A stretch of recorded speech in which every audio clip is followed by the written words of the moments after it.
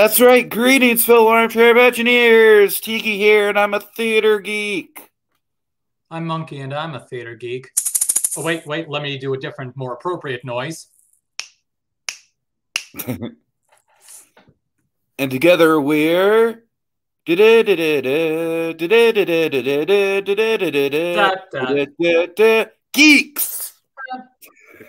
I hope that joke worked. Yeah. You know, because instead of jets, it's geeks. You get it. All right. Anyway. Well, you know, with this guy in the middle here, you can't spell jets without E-T. Oh, God. Okay, folks, so we are talking West Side Story. This is the long anticipated Steven Spielberg passion project. Monkey, this has been in the works for at least like a good 5-6 years or so, at least. Like, I want to say, like, it's one of those things where it kind of feels like it's kind of surreal to actually have it, like, sitting down in the theater. I kind of got like all right, this movie's actually happening sort of sensation watch over me. After you dealt with Spanish buzz, apparently. Yes. Just really quickly. That was so random. Oh God. I don't know. Like, I don't know how this happened, but for some reason, I want to say it's because the whole, like them speaking Spanish without subtitles in this movie. So they don't do subtitles in the actual movie, because for some reason I got open caption. You got subtitles, really?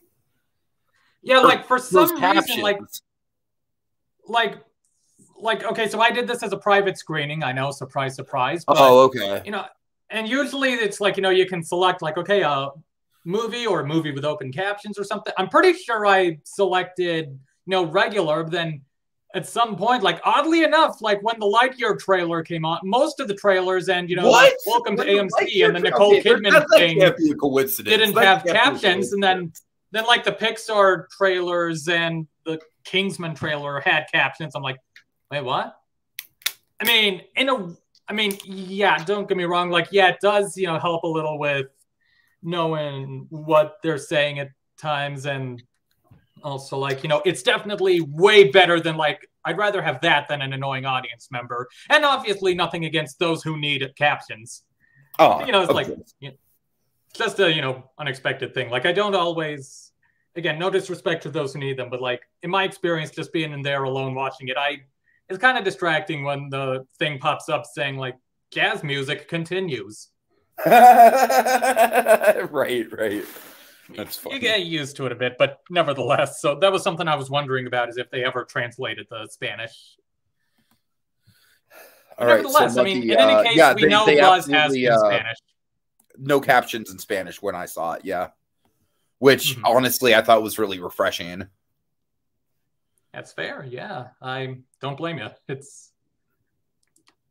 wait till people who complained about the Spanish in the 2009 production find out, guess what? The movie has more Spanish. All right, so Monkey, thoughts? I've certainly been looking forward to this one. I'm of the mind that West Side Story is honestly a perfect choice for remaking. It's like I guess the book has sort of been maybe my weak spot with it, with the show in general. So like looking back, so a few years ago, just for context, in terms of the 60s movie, I saw it once, like as a Fathom event screening, and it was great. And even then I was like, well, I still think this remake is a good idea, because like you can redo the book again. You don't have to censor the language this time, and you can, not whitewash the Spanish characters. And yeah, sure. Yeah, so this movie is here. My thesis is that it's a very nicely done West Side Story new take on it, but I do think that it fell short in two key areas. Ooh, okay. The romance and the final scene. Interesting. Okay. I'm still generally positive on the movie, but I feel like like especially looking back at the original movie, which I think did those two things really well. Like it feels like those are especially key to West Side Story working. Like the romance is like not like usually my least favorite thing about this story probably. And the 60s version worked. I feel, of course I feel bad for, just making this movie live in its predecessor's shadow, but point of comparison is going to exist, I guess. And it worked there. The final scene left a hell of an impact there. And like I didn't buy the romance quite as much here, and I thought the final scene was maybe a bit rushed. I could see that. Yeah, but again, aside from that, still need to see how they redid this story. Like some stuff I loved, certainly. I think that as a Spielberg fan, this movie was basically cinematic porn for me. Definitely some cool cinematography. I was eating this shit up, man. I really was. Because this has like all the Spielbergisms, but of course it's his first musical. But I feel like his whole career has kind of like been building to something like this, because he's had like bits and spurts of musical like throughout his career, like stuff like the Temple of Doom opening kind of springs to mind, but just in general, he's a very musical director when it comes to how he moves his camera and sets up his shots and everything. And I fucking loved seeing this story just come to life in that way, and through the, those classic kind of like Spielbergian reaction shots. And I don't know, man. This one really fired on all cylinders for me, with one notable exception. That being, ladies and gentlemen, Mr. Ansel Elgort. Da, da, da, da, da, agree. Like, I'm not gonna, like, just out of respect for your channel, I'm going to be trying to separate him from his allegations in this podcast. But yeah, he's the weak link of the cast. And also, yeah, you're not making it easy to separate when the first time he sees Maria gave off creep vibes. Oh, totally. Absolutely. Monkey, goddamn it. The romance in this doesn't work at all. You're absolutely right. And it's frustrating. This is like cinematic porn, but there's no real substance to it because the romance doesn't work.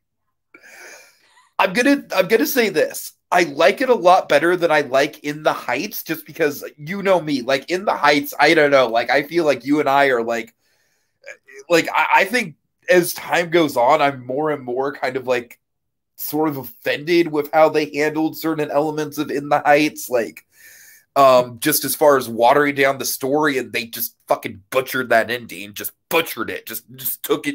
They took the ending out behind the shed and they fucking shot it, Monkey. but okay. I don't know, like this. Yeah, I'm a bit more forgiving, but I honestly wouldn't be surprised if, well, not that extremely, but if I might feel a touch similar with this one on rewatches. As time goes. Just to like some of the stuff that they like. Maybe a few things that got left out, or a couple things that got added but didn't really go anywhere. The ending to me really worked. The reason why the ending worked for me was, yes, it was kind of a little bit rushed, I'll agree. But it's kind of like, all right, like it's 2.5 hours. We know how this story's going to end, like honestly, it was a little refreshing to me that they didn't drag it out too much.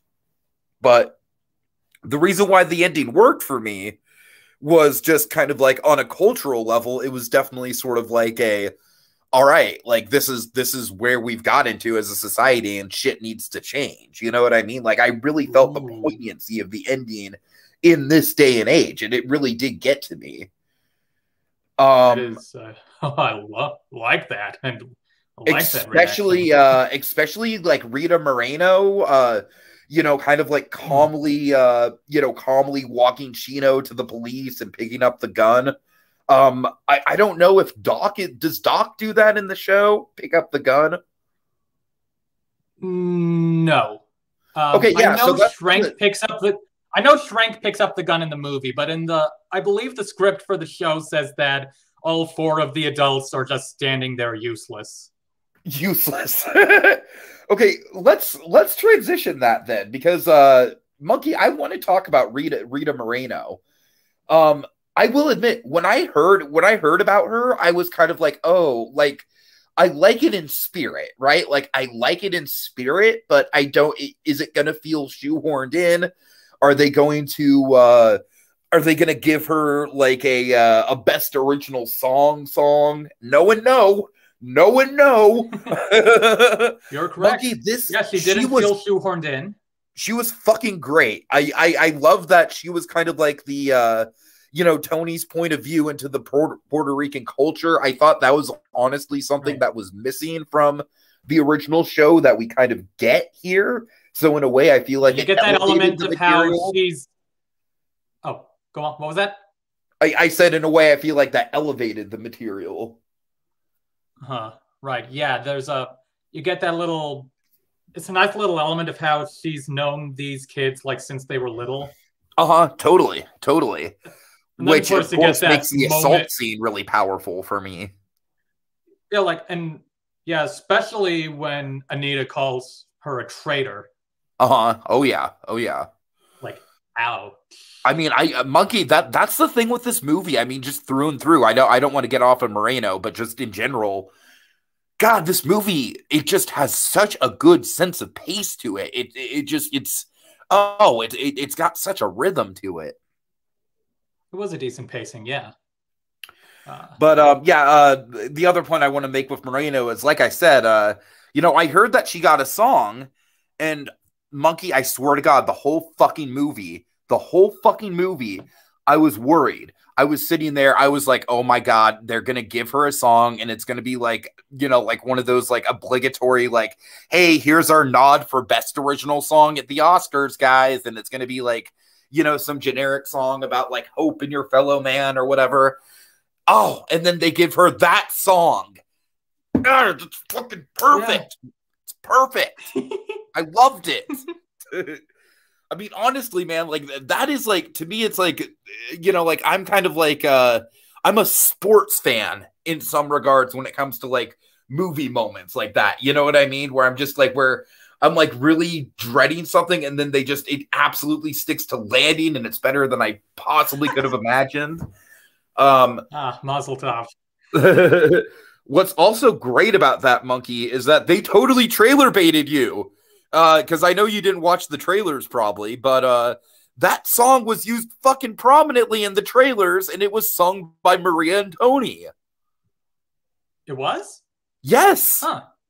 I'm pretty sure. I know that's how they did it in the original, but wow. That's so funny. It's like it's like I don't know. It's like it was so good. It was so satisfying to like not have the because that score is so iconic. You can't just put something into that score. You know what I mean? It would stand out like a sore thumb.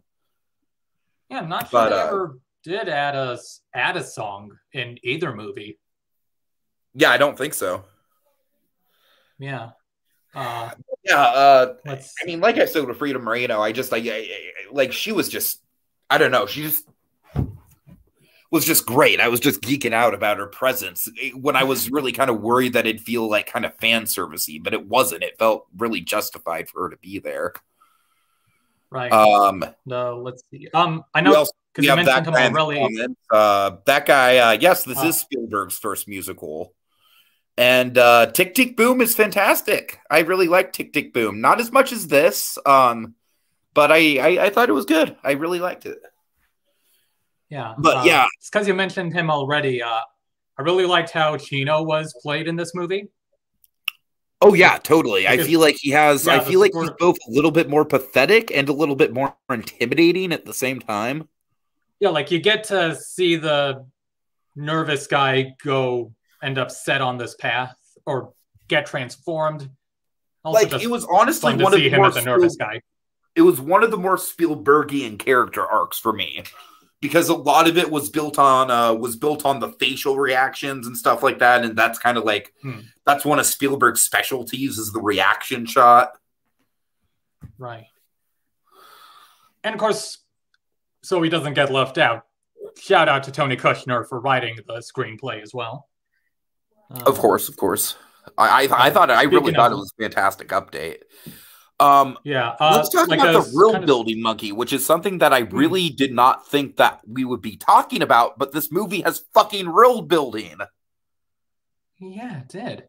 I In the imagine like sense, if they ever screen like if they I don't know how often or if they screen movies at Lincoln Center, but I imagine like people watching this movie there, that beginning happens and they're like, well, I'm feeling guilt. right. No, but that Because yeah, I believe construction that is site, something that happened. Like that construction site is just like, mwah, just chef's kiss, just, oh, Spielberg, you fucking mad genius, you. Perfect, perfect, perfect, perfect setting. Love it. So visually distinct. yeah. All right. I'm just geeking out about this movie, man. I don't know what to tell you. Yeah, setting up the scenery, like the area in that prologue. I mean, it's just it got you just instantly in the mood, man. It really did. So yeah, I mean, honestly, This one, go ahead. yeah, just kind of mentioning like I guess just now. So like this one line I did like with the whole Tony Maria dynamic was that line about like felt like I was falling off this tall building, and then I didn't stop falling until I saw you. I really like that line. Uh-huh. Yeah. Yeah, and that then, was course, a good line. And of course the poetry with the punching him, and if I'd given him another punch, he would have died. Which I like the whole stopover at the church in general. I felt like it was a good addition. Yeah, some nice color during One Hand, One Heart. Spielberg saw Dear Evan Hansen and said, okay, fine, Hollywood, I'll show you how to make a musical adaptation. With Mike Feist, because the riff in this movie was the original Connor. Was it really? No. Yeah. Dude, that's insane. Yeah, we definitely got some stage names in this movie. Like I never would have guessed that it was the original Connor. Can I just say that guy absolutely was my favorite performance in the whole movie. I don't blame you. I thought he was just absolutely believable. It was like, I feel like it was very Spielbergian, the way they elevated his character. Like the whole idea that he just, that his whole life has just been like a series of, of pitfalls and bad luck, and he's just been scraping by to survive. Oh God, it's such a believable character. So rich. Yeah, we got some, for the most part in this movie, pretty good portrayals. And also, back on the sort of little stage casting thing, like a handful of the people in this movie were also in that recent, repeatedly controversial Broadway revival. I was going to say, I hope not the guy I'm thinking of. No, neither of those controversial guys. Good. Although on one of the show's one of that production's other controversies, this does have the guy who was going to be Riff on stage, but then got injured in previews. Yeah. I honestly, why the hell did they have to cast Ansel Elgort? Can we just, I don't want to be mean to the kid. I really don't, but can we just talk about that? Monkey, I will say this. Ansel Elgort is an enjoyable element of this movie for me, just based on the fact that he is punching up so much at the other people as far as like performance goes, and he is so far below all the other performances that I honestly think it's funny. I honestly had quite a few so bad it's good moments with him. I really did. The moment where God, the moment where Rita Moreno breaks the news to him that Maria is, quote unquote dead. Monkey, I was specifically looking for his facial reaction. I was like, oh, okay, Ansel, how are you gonna act? And it did not disappoint Monkey. He gives that like kind of like bug-eyed look, like, no. Oh God. I mean, honestly, Monkey, like I'm sorry, that guy. I mean, the problem with it is, like Monkey said, like, I buy the relationship to a certain extent based on the fact that, like, I honestly think the whole point of this movie and the whole point of this story besides kind of like the racial division and everything, I think one of the big points of the love story is it's honestly kind of like a breakdown of how like love at first sight is not necessarily a good idea. Getting into a relationship and and like a lifelong commitment with a guy that you literally just met is not a good idea, right? Would you say that's fair to say? You got a point, yeah. It's kind of like it's a little bit of a critique of that. It's like Frozen before Frozen. Yeah, and again, I'm sorry for going back to the 60s one again, but I know in that one, something that pleasantly surprised me when I saw it was how, like, I did buy into Tony and Maria by the time we got to One Hand, One Heart. It's like, I know what's going to happen, but I want these crazy kids to make it. And you know what the most believable dynamic with Ansel Elgort was Rita Moreno, honestly. I did buy him and her kind of like having that, sort of like adopted parent kind of vibe.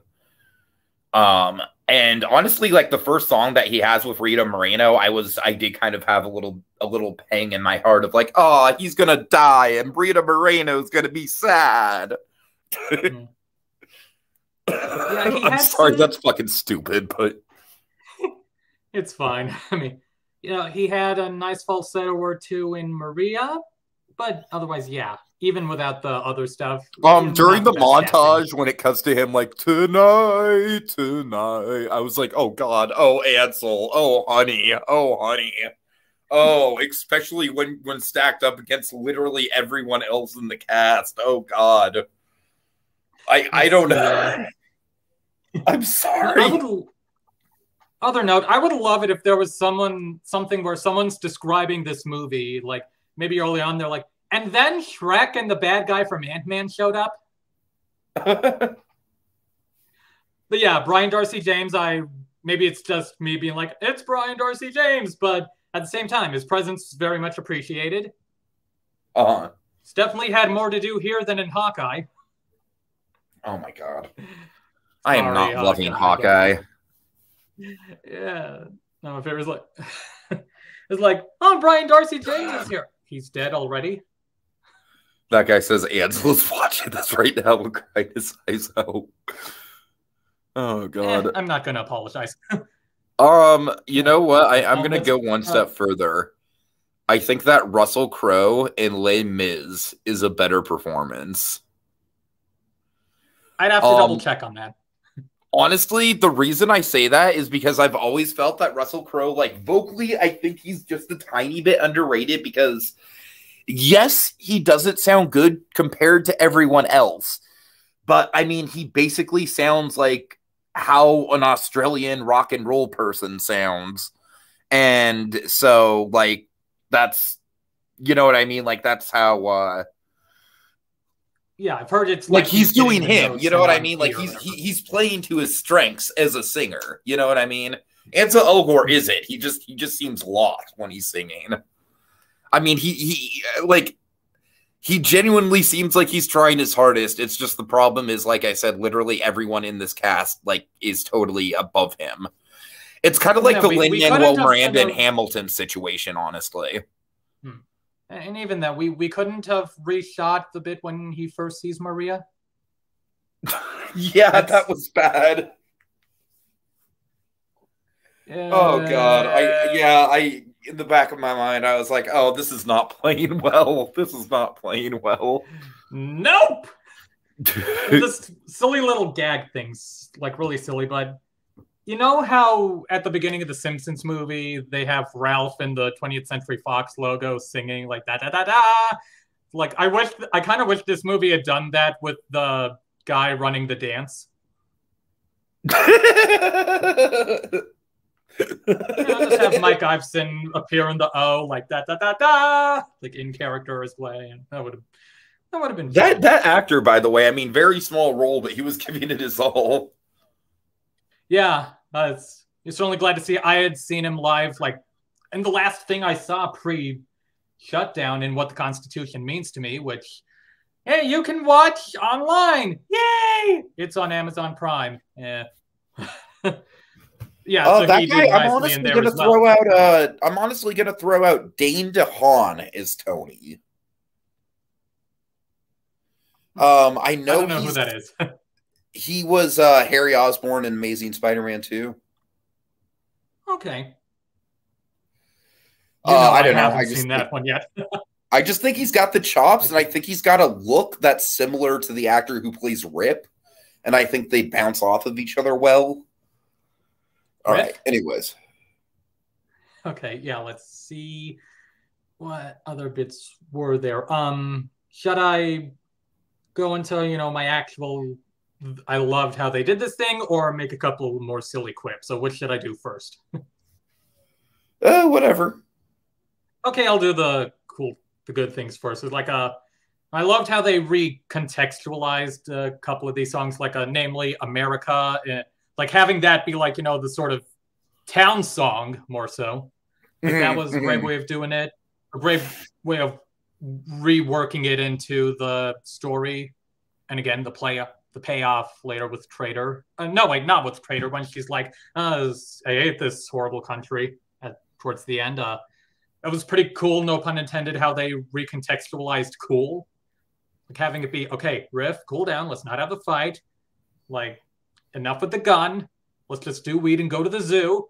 We're gonna walk around these, and let's walk around these holes in the deck. Like I kind of wonder, did the creators of this see Michael Cerverus walk around the open traps in Fun Home and be like, hey, yeah, that was a great way to rework it in there. It was kind of funny with America. I had heard it on the radio like about a week before the movie came out, and I assumed like, oh, it sounds pretty similar to how it was in the 60s one. And like, nope, yes, lyrically or sounding similar, but nope, contextually, new thing, new way of doing it. And I loved how they did G Officer Krupke in this one. Yeah, that is my least favorite song in the show, but it was a very fun way to do it. Yeah, not just having it at the station house, but also making it a bit more of a story, like we're teaching Baby John how to do it. And then by the end, he's learned it. And then the ending payoff with the officer's reaction is pretty priceless. Yeah, and again, a very Spielbergian moment, honestly. This is for you. Like the way that they just leave the station in shambles. Yeah, and I got a good laugh at "This is for you." Hands him the hat. yeah. God. Let's see. Did I have other things like, oh, that was a great bit? Let's see, just looking through my unorganized notes.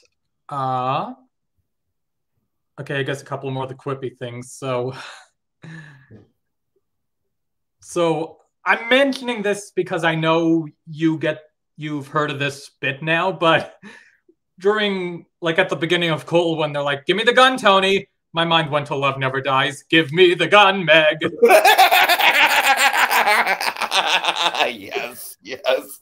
Give me the gun, Meg.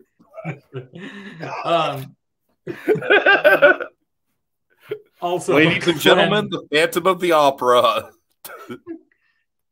So, let me just quick sip before I continue. Yeah, go ahead. So then also, so recently on Twitter, there was someone who, someone complaining about, that one particular Mark Hamill movie from late 2017. And their complaint was about the guy who says it's salt. Like, oh, well, they were complaining like, oh, what I thought that too. Well, yeah, when he looks the salt, I was like, I kind of had it's salt. Okay. Yeah. Oh God. Yeah. So that was a fucking awesome location, though. Yeah. So I imagine like if they made that and it's like been on their mind and they're getting mocked for that. So it's like, oh, I need a break. I'm gonna go see the new West Side Story. Then, warehouse full of salt, and Riff literally says it's salt. Salt.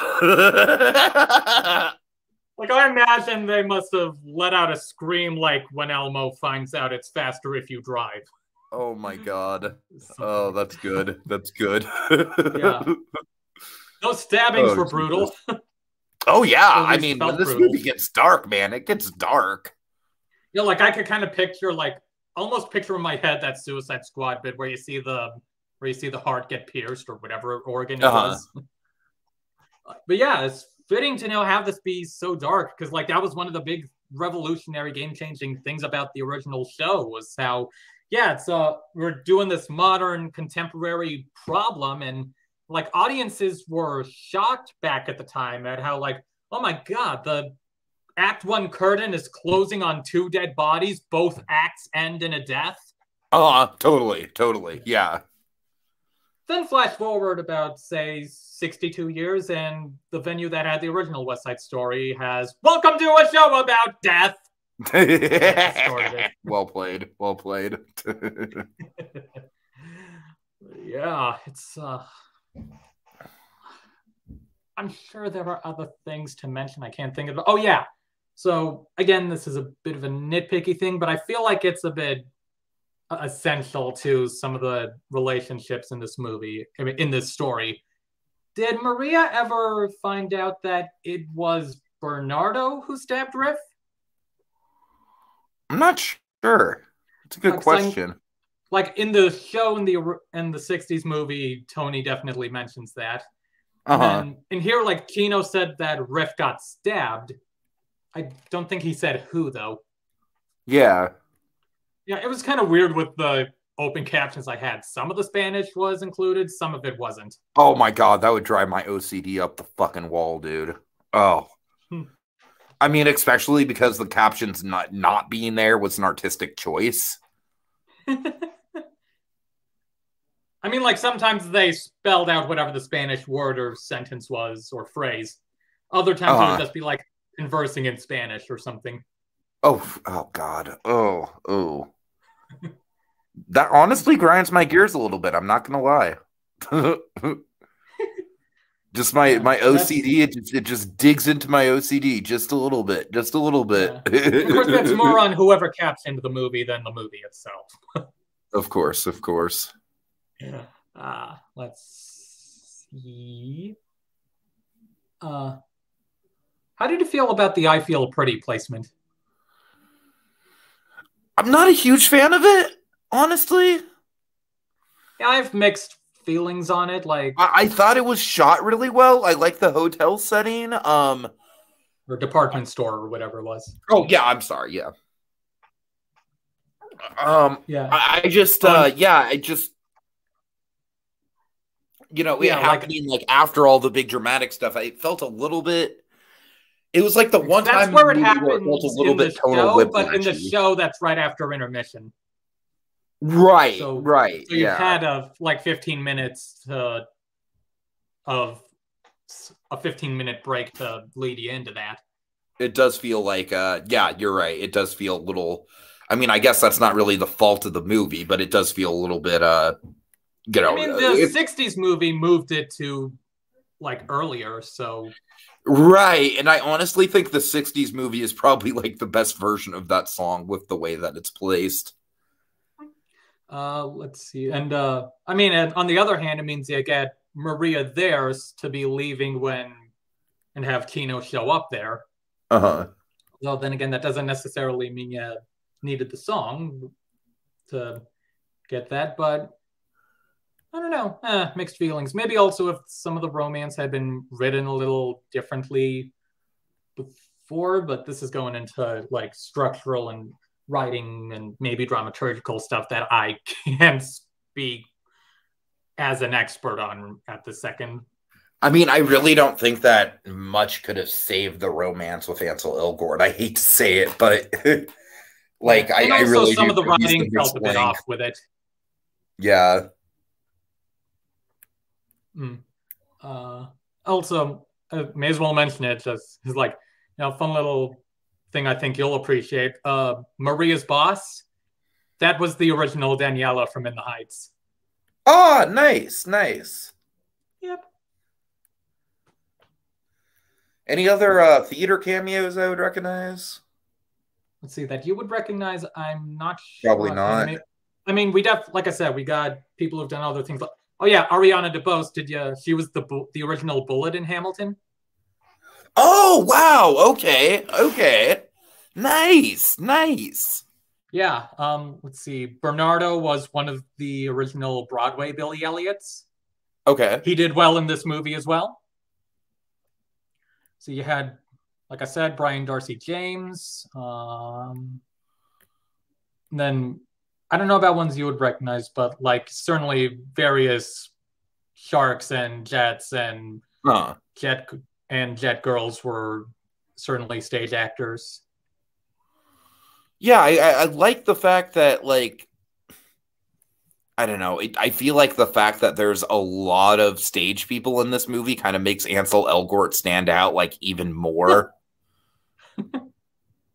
Oh, and obviously, like anybody's was also a stage performer, done some stage work. Uh-huh. Uh, I'm sure there must have been some other like people who had done the show in the past. I think 3 actors from the '60s movie were extras in this somewhere. Uh-huh.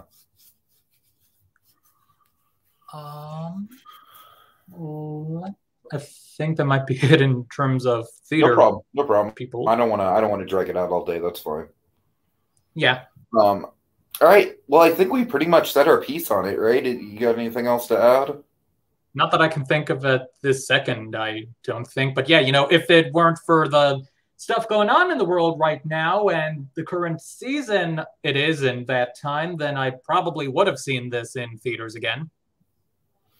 Yeah, I probably will see it in theaters again, honestly, just because I have the urgency factor, because No Way Home is going to fucking suck out all the giant screens. Like, so I'm thinking I'll probably go see it again soon in a giant screen just to get the giant screen experience again. But honestly, if there wasn't that urgency to it, I'd probably hold off a week or two. But there is that urgency, so alas. But I digress. Well, good luck with that endeavor, by the way. Yeah, thankfully I think the place I'm seeing it is going to be checking for proof. So that's good. Hopefully, yeah. And otherwise, all right. Yeah. Okay, folks. Well, big thanks to that guy. And yeah, honestly, Monkey, I'm still kind of torn on this or Power of the Dog for my favorite movie of the year.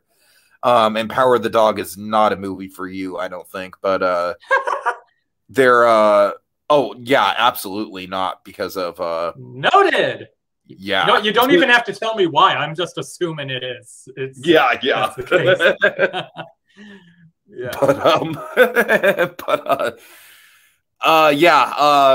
Two very different just another movies. little compliment. As brief as they were in here, this movie used Damn Wiener Kids well. Yeah. Two very different movies. I feel like this movie has way better pacing and momentum than Power of the Dog does, but Power of the Dog doesn't have Ansel Elgort. Good night, everybody.